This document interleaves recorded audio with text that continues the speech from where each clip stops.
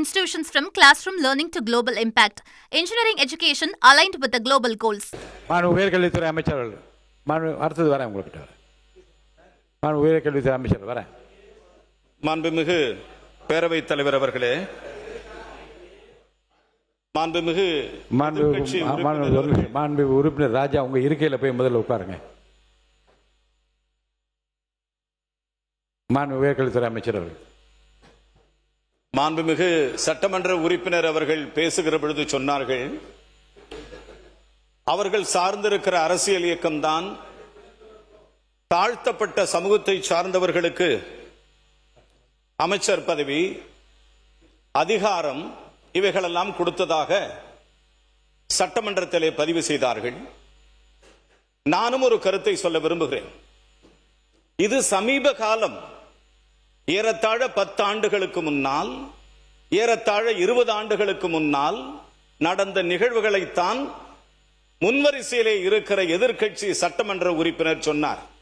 ஆனால் மாண்புமிகு பேரவைத் தலைவர் அவர்களே, நான் உங்களுக்கு நினைவுக்கு கொண்டு வருகிறேன், 1952 காலங்களிலே, 1957 காலங்களிலே ஒரு பூசாரி வேலை செய்த ஒரு சாதாரணமான குடிமகன், வெட்டியான் என்று சொல்வார்கள். வெட்டியான் என்றால் என்ன தெரியுமா? தண்ணீரை மடை மாற்றம் செய்கிறவன் தான் வெட்டியான். அந்த காலத்திலே வெட்டியான் என்கிற வார்த்தை தவறாக பயன்படுத்தவில்லை. ஒரு பூசாரியினுடைய மகனாக பிறந்த ஒரு வெட்டியானாக இருந்த தியாகச்சீலர் கக்கன் அவர்களை உள்துறை அமைச்சர் ஆக்கியது காங்கிரஸ் பேரியக்கம். ஆலயத்துக்குள் தாழ்த்தப்பட்டவன் நுழையக்கூடாது என்கிற மிகப்பெரிய வியாக்கியானங்கள் இருந்த காலகட்டத்தில் ஒரு சில பேர் கோயில் வாசலுக்கு முன்னால் தாழ்த்தப்பட்டவன் மீனாட்சி அம்மன் கோயிலுக்குள் போக வேண்டுமென்றால் மலச்சட்டியை கொண்டு அவன் தலையிலே அடிக்க வேண்டும் என்று மிகப்பெரிய வியாக்கியானங்கள் இருந்த காலகட்டத்தில் பரமேஸ்வரன், கக்கன் போன்ற தலைவர்களை காங்கிரஸ் பேரியக்கம் உருவாக்கி அதிகாரத்தை தந்தது காங்கிரஸ் பேரவைத் தலைவர். பேரவைத் தலைவராகவே பெரியவர் சிவசண்முகம் பிள்ளை அவர் நியமித்தது. அதையும் முடிச்சிருங்க. முதல் ஸ்பீக்கர் அவர் தான். நீங்க இது குறித்து அதிகமாக சொல்ல. மற்றொரு விஷயம், 2 அமைச்சர்கள் பக்கத்திலே உட்கார்ந்திருக்கிறோம். 2 பேரும் பட்டியலினத்தை சார்ந்தவர்கள். அதிசயம் என்ன தெரியுமா? தளபதி விஜய் சார் அவர்களினுடைய ஆட்சியிலே உயர்கல்வித்துறையை சார்ந்தவரும் பட்டியலினத்தை சார்ந்தவர், பள்ளி கல்வியினை சார்ந்தவரும் பட்டியலினத்தை சார்ந்தவர். மிகப்பெரிய கௌரவம் அந்த இடத்தில் இருக்கிறது. மாண்புமிகு பேரவைத் தலைவர்களே, எதிர்க்கட்சி உறுப்பினர் அவர்கள் பேசும்போது சொன்னார், எல்லாவற்றையும் பட்டியலிட்டு வரிசையாக சொன்னார்.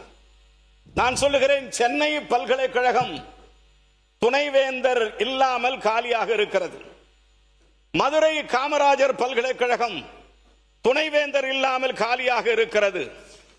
தொன்றுதட்டு தொடர்ச்சியாக அண்ணா யூனிவர்சிட்டி துணைவேந்தர் இல்லாமல் காலியாக இருக்கிறது. பாரதியார் யூனிவர்சிட்டி துணைவேந்தர் இல்லாமல் காலியாக இருக்கிறது. பாரதிதாசன் யூனிவர்சிட்டி துணைவேந்தர் இல்லாமல் காலியாக இருக்கிறது. இப்படி 13 பல்கலைக்கழகங்களில் 10 பல்கலைக்கழகங்களில் கடந்த 4 ஆண்டுகளாக 5 ஆண்டுகளாக துணைவேந்தரே இல்லை.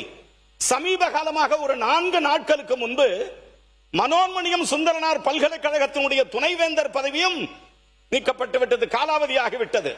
அழகப்பா பல்கலைக்கழகத்தினுடைய துணைவேந்தர் பதவியும் காலாவதியாகிவிட்டது. இருப்பது அன்னை தெரசா பல்கலைக்கழகத்தின் துணைவேந்தர் மட்டும்தான். நான் கேட்கிறேன், நீங்கள் ஏதோ இந்த நாட்டிற்காக போராடியவர் போலவும், நீங்கள் ஏதோ இந்த சமூக புரட்சிக்காக வித்திட்டவர் போலவும், ஐயா மாண்புமிகு பேரவைத் தலைவர் அவர்களே, என்ன கேட்க வரீங்க? நீங்க என்ன சொல்ல வரீங்க? பேரவைத் தலைவர் அவர்களே, நான் கேட்கிறேன். மாண்புமிகு பேரவைத் தலைவர் அவர்களே, இல்ல என்ன சொல்ல வரீங்க? நீங்க சொல்றது, நாங்கள் ஒன்றும் மலையாளிகள் அல்ல, நாங்கள் ஒன்றும் தெலுங்கர்கள் அல்ல, நாங்கள் ஒன்றும் கன்னடர்கள் அல்ல, நாங்கள் பச்சை தமிழர்கள். முதலமைச்சர் தலைவர் தலைமையிலே கேட்கிறேன், என்ன சொல்ல வரீங்க? பல்கலைக்கழகங்கள், இந்த பல்கலைக்கழகம் துணைவேந்தர் இல்லாமல் இருக்கிறது, ரிஜிஸ்டர்ஸ் இல்லாமல் இருக்கிறது, கண்ட்ரோலர் ஆஃப் எக்ஸாமினேஷன் இல்லாமல் இருக்கிறது. இவைகளுக்கெல்லாம் தீர்வு காண்பதற்குத்தான் நாங்கள் துணைவேந்தர் நியமனம் என்பது அவசியம் என்பதை கருத்தில் கொண்டு தான் இந்த அவையில் எங்கள் கருத்துக்களை வைக்கிறோம். மாண்புமிகு கோவை செழியன் அவர் தானே பேசியிருக்கார். விடுங்க. மாண்புமிகு கோவை செழியன். கோவை செழியன். மாண்புமிகு பேரவைத் தலைவர் அவர்களே, மாண்புமிகு பேரவைத் தலைவர் அவர்களே, மாண்புமிகு அமைச்சர் பல்வேறு புள்ளி விவரங்களை தந்தார். எனக்கும் அது ஒரு வகையில் ஐயப்பாடோடு இருந்த என்னை தெளிவுபடுத்தும் என தான் எண்ணி இருந்தேன். ஆனால் அவர் பேசும் பொழுது நீங்கள் ஒன்று செய்யவில்லை என்று சொன்ன அண்ணனை பார்த்து இருக்கிறேன். மேலூர் என்ற பொது தொகுதியில் உங்களை நிற்க வைத்து திராவிட முன்னேற்ற கழக தொண்டன் வெற்றி பெற்று இன்றைக்கு மாண்புமிகு அமைச்சர் ஒன்று அடுத்து பேரவை அனுமதி அலுவல் நேரம் நீட்டிக்கப்படுகிறது. அண்ணல் அம்பேத்கருக்கு நன்றி. அண்ணல் அம்பேத்கர் இடஒதுக்கீடு, எங்கள் தளபதியின் பிரச்சாரம், எங்கள் எதிர்க்கட்சி தலைவர் பிரச்சாரம், கருப்பு சிவப்பு வேட்டி கட்டிய உண்மையான கட்சிக்காரன் போட்ட ஓட்டு எங்கள் அமைச்சர். விட்டுடு, அடுத்ததுக்கு வர பேரவைத் தலைவர் அவர்களே. மாண்புமிகு பொதுப்பணித்துறை அமைச்சர் அவர்கள். பேரவைத் தலைவர் அடுத்து வர. சரி, அவர் முடிக்க கடைசி விளக்கம் சுருக்கமா. இதே தமிழகத்தில் மன்னிக்கணும், இதே தமிழகத்தில் நாம் சார்ந்திருக்கிற சமூகம், அது எந்த சமூகமாக இருந்தாலும் தனது பெயருக்கு பின்னால் அந்த ஜாதியின் பெயர் தான் தொன்று தொட்டு இருந்திருக்கிறது.